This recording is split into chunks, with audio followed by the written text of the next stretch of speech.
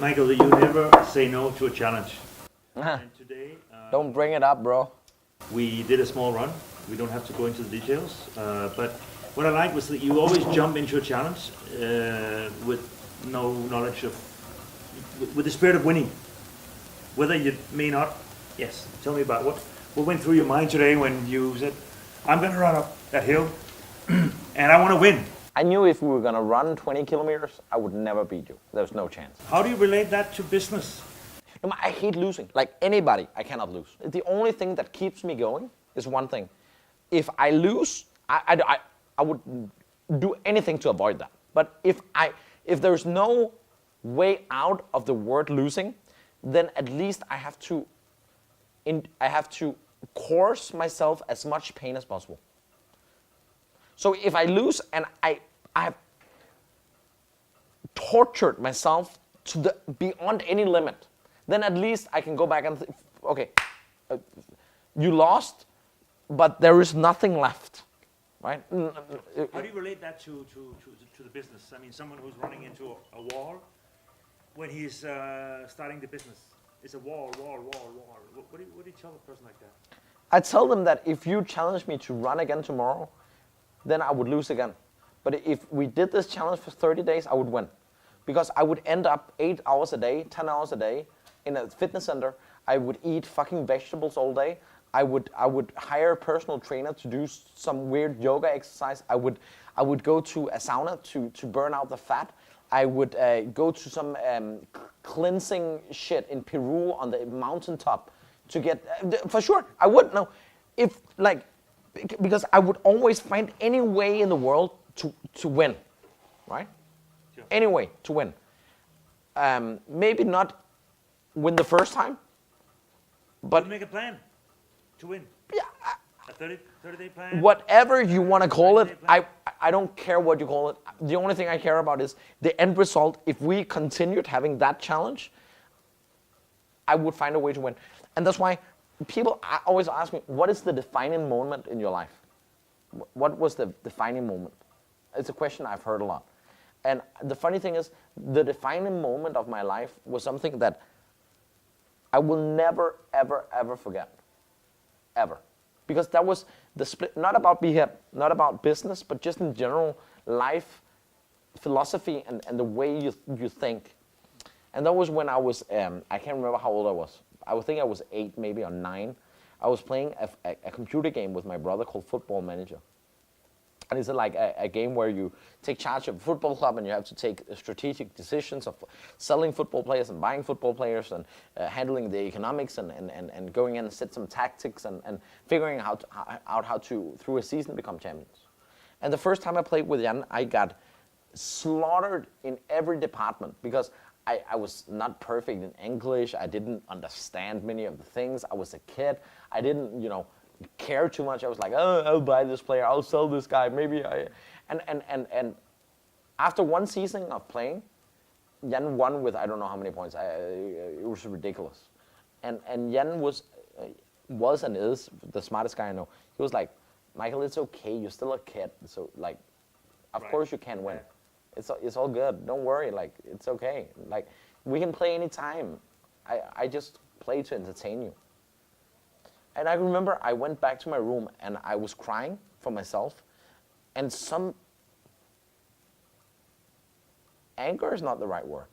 It's something way beyond anger. It was like, I would sacrifice everything in my life to show him that I'm going to beat him in Football Manager. And the reason why that defined my life was I never spoke about this, but I remember this so clear. In school, you know that. I never did homework. I've never done homework. I go to examination, and there was like 40 questions. I was like, here. 2 minutes and 30 seconds later, I went out of the examination room. I'm done. And they're like, you cannot even have read it's okay. Because I didn't give a shit about anything. But that day when I lost the Football Manager game, I bought I remember the notebook to the day, like a A4 notebook. And I sat down and I wrote down the number in Football Manager. Every player get a number for specific ability. I wrote down the number for every single player that I needed and I wanted, I think I wrote maybe 40 pages, 50 page A4, fully filled out with statistics, numbers, tactics, formations, how to handle the financial, every detail of Football Manager. And you asked me how many books I read. That was I haven't thought about this for years.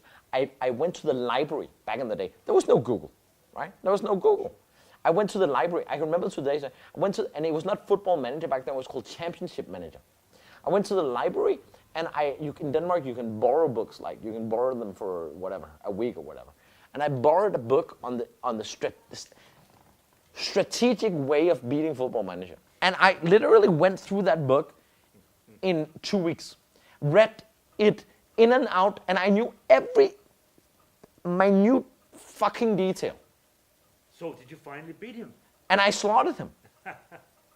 I slaughtered him. And that feeling got fucking memorized in the core of my spine. Like the sensation of losing and sacrificing and winning, that formula like got encoded in my brain. Like if you want to succeed, if you want to win, then you better put in the work. Right? And when you take that to be hit by anything else, it's the same. Like when I ran against you, you beat me, but I did till the last fucking meter, I ran everything my body could take. You say in 1 month from now I go to Peru and do meditation and come back and win, because I believe that whatever you want to succeed in, if you put in enough effort, you get there. That actually, people say you have success, you have failure. There's something which is better than success, which is comeback. True. It's true. So, okay, so that's the main driving force. Other things you can remember from your past? I mean, if you look like when you were a kid to now, that were, you said like a wake-up call, milestones, like things that awakening that made you do slight left turn, slight right turn. For me, in my memory, there might have been a lot, right? But for me, there was only, like, if you ask me to look back, there's only one. Because that is so vivid. Like, so fucking vivid. I can remember the exact feeling I had, like, it's so fucking vivid. Like, it's more clear, and it's like 30 years, like 25 years ago. I can remember that minute more precise than maybe any other minute in my life. The minute of realizing, here's the deal. Other small corrections and so on happens every day, you know? Like, that is just not defining, you know? One of the big, if you talk about awakenings, one of the biggest awakenings I've ever got is something that happened to me 10 days ago. And people say you can never know within 10 days that it's awakening. And my response, with all due respect, is loses words. Because when I say that it's awakening, then it's awakening, and that's it. And the awakening was the last convention. And what happened in the last convention that is different to any other convention I've been to? The answer is absolutely nothing. But it was something inside me. It was a passion and a drive and a realization of, I haven't done everything I could for 10 years. I've been working. Sometimes I have not been working for years and years. Sometimes I've been working. Sometimes I've been working hard. Sometimes I've been working really hard. But I haven't had I haven't had that for 10 years. And when I came back from this fucking convention, I was lit. Wake up. I was lit, and 11 days later, after 18 hours a day for 11 days, I'm fucking lit. And that's what I'm telling my team every day. And they're like, I'm on fire. Like, literally, I wake up 9:30 in the morning. That never happens. I go to bed 3, 4 a.m. I wake up with power, with excitement, with vision, with new things I need to do, with why this convention, the answer is beats me.